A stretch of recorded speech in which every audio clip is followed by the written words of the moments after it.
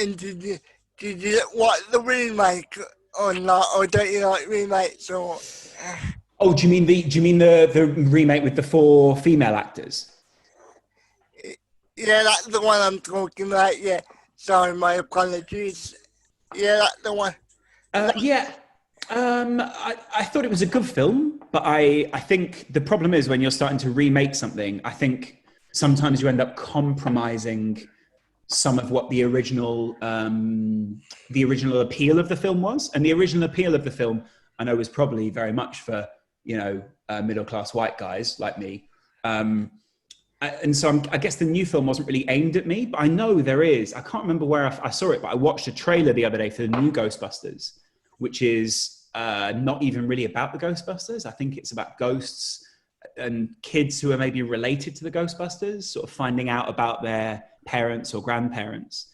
And that sort of thing I am into because I don't know, as a dad now, I want films that I can show to my son. So Yeah, when you have children, not your whole perspective on life, but you do look at things in a parent way, don't you? Like when you watch certain films, you think, is that really appropriate for a child? well, that's a great. I mean, that's also a conversation to have about YouTube right now, right? Because my cousins who are were a bit younger a couple of years ago, obviously, because that's the way that you age. You are younger a few years ago, but like, they were watching things like Jake Paul and Logan Paul, and I wasn't a massive fan of Jake Paul or Logan Paul, maybe before the change that these two guys have gone through, and they were saying a lot of swear words. And I remember thinking at the time, like, is that really appropriate for a 9-year-old to be hearing? Like, can I swear or not? Yeah, you can say whatever you want for the most part, as long as it's not a bit too controversial. Oh, okay. Then, yeah. Then as long as when I was seeing them hearing the word fuck or shit or whatever when they're 9, I'm sort of like, did I know that word when I was 9? Did I use that word when I was 9?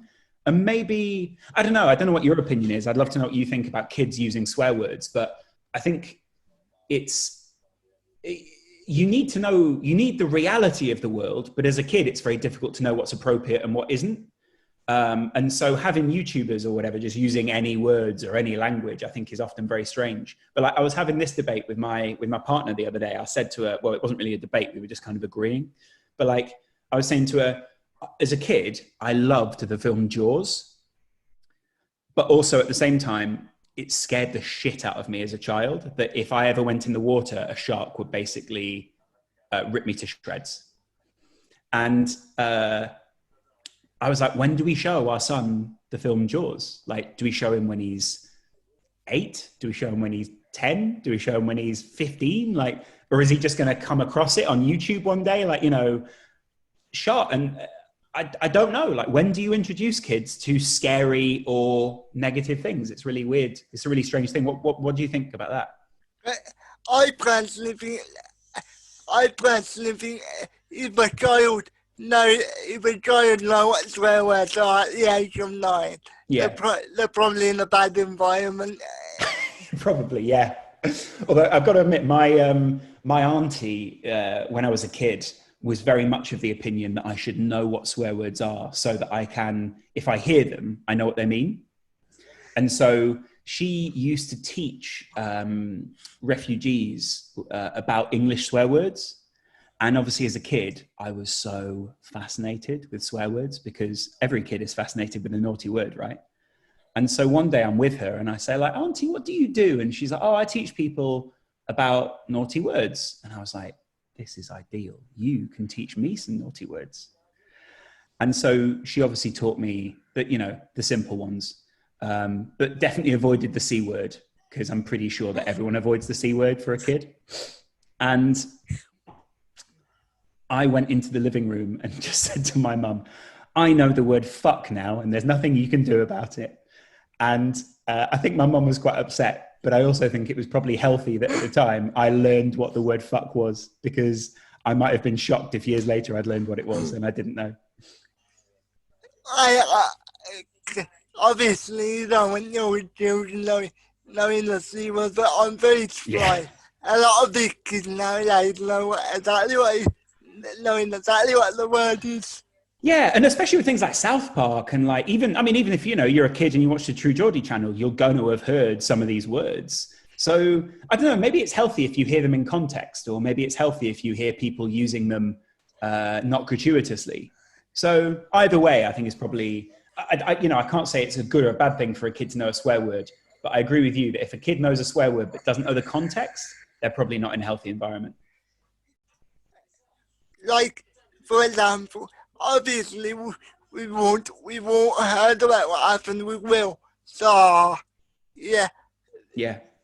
and that was a 12-year-old boy saying some of them things. So you Yeah. do wonder what sort of environment are people like that being brought up into. And also, I think, when you're a kid, you don't really understand the way that the world works. You don't understand that if you say certain things to people, there are really heavy consequences for that. And I think very often, like, when kids are saying this stuff, it's not really the kid. But obviously, the kid needs some sort of rebuttal or needs to be punished in some sense. But I feel like it's a little bit harsh sometimes to blame the kids. I feel like you got to look around them and sort of say, yeah, maybe the racist parents or the racist cousin or the racist brother was a problem rather than the actual 12-year-old boy. Yeah, that's the next thing I was gonna say. I feel obviously I feel sorry for him in a way because Yeah. he obviously had that from his parents or from his relatives or Yeah. whoever's looking after him, and you think that is appropriate to say. Yeah. Yeah. And ultimately, kids need to know about that sort of thing. And that's, you've got to deal with that at some point. But it's a real problem if you have your kids sending racist messages to a football player the day before a football match. That's pretty bad. I wouldn't be surprised, yeah, if you heard, like, let's just say, obviously we don't know, let's just say his relative. He's probably heard his relative say that about on the TV, yeah. Yeah. And he'd probably go on to social media and type the same thing, but actually typed it to him, if you know what I mean. Yeah, exactly. The other thing is as well, I think, when we were kids, I don't know how old you are because you look pretty youthful. But, when we were kids, how old are you? I'm 24, by the way. Okay, so you look good for your age. My mentality is more like 34. I remember when I had a parents' evening when I was a kid, and I went in with my mum, and the teacher just turned to my mum and said, Lawrence is 9 going on 45. And I think my mum was quite upset by that at the time, but I think they meant it in a nice way. So, but yeah, and then I guess when I was a kid, social media only really became a thing when I was about maybe 11 or 12.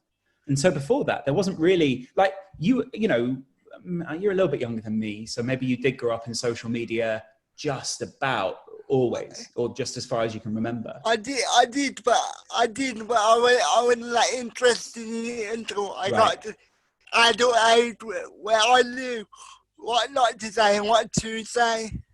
Right, but a lot of people don't necessarily take that same journey, because I think a lot of people go down the route of I'm 12, I can say what I want, I'm a teenager. And very often when you're a teenager, you think you know everything anyway, and you can be a little bit arrogant, you can be a little bit cocky. And I was definitely an arrogant and cocky teenager at some point. I've sort of fancied myself a little bit. I didn't quite realize how awkward or weird looking I was. And, I thought I was kind of cool. And I'm not saying I would have put racist or homophobic stuff online, but I'm definitely glad that social media didn't exist when I was a kid. Because otherwise I probably would have tweeted some pretty stupid stuff in the first place. You know them kids that take social media way too seriously, yeah. Yeah. That probably would have been me. Yeah. When I was younger, because I used to take everything so literally. Like some people say I still do, but back then I was really bad. Like if somebody upset me back in the day, yeah, it used to really bother me, like super bother me. Yeah. Like if somebody called me a prick or something like that, it used to really bother me. So you can imagine what social media would do to me if it was like back then. I mean, at the same time, I don't know if you've ever heard the story that I've got about when I played I was the commentator on the Sidemen's first charity match. Yeah. And I accidentally said that my DMs were wide open. And I received just thousands and thousands of messages from people just going, I hate you. You're the worst thing that's ever happened. You know, fucking prick and whatever. And that was a day that like really changed my perspective on people's opinions online. And it was because like all this hate was just coming out of nowhere, but also every now and again, there were nice messages of people being like, you're doing really well, keep going. And you've really got to take the love and the hate online in the same way. For me, it's like, you know, if people say you're really good, take that with a pinch of salt. If people say you're really bad, also take that with a pinch of salt.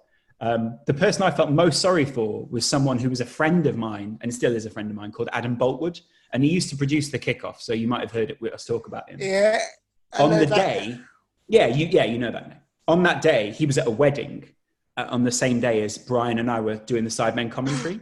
Yeah. And so people had obviously not looked at what my name or my @ was on the screen and had just gone to True Geordie's people that he follows and looked through for a white guy that looked a bit like me. And so Adam Boltwood is at a wedding. He obviously looks a little bit like me in his Twitter photo. And he's just suddenly getting all these messages, which are like, you fucking prick, I hate you. You're the worst thing that's ever happened. And he said he was just sat at this wedding like, what have I done? I didn't even know where I get all these messages from. Yeah. To be honest, as soon as he said that, in the back of my mind, I'm going, no, Doris. Yeah. What are you doing? What are you doing? It's also made for a really funny story. And I think I've still got those DMs somewhere. So either way, it was a good lesson. And, you know, the internet's an interesting place anyway. So.